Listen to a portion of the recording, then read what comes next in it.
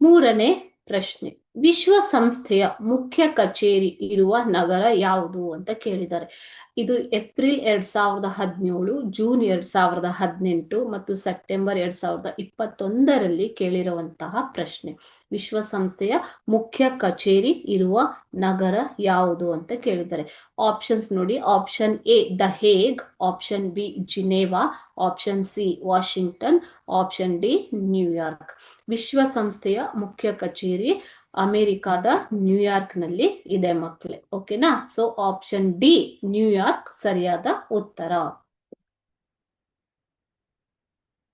ವಿಶ್ವದ ಎಲ್ಲ ಶಾಂತಿ ಪ್ರಿಯ ರಾಷ್ಟ್ರಗಳಿಗೆ ಈ ಒಂದು ವಿಶ್ವಸಂಸ್ಥೆಯ ಸದಸ್ಯರಾಗುವಂತಹ ಮುಕ್ತ ಅವಕಾಶವಿದೆ.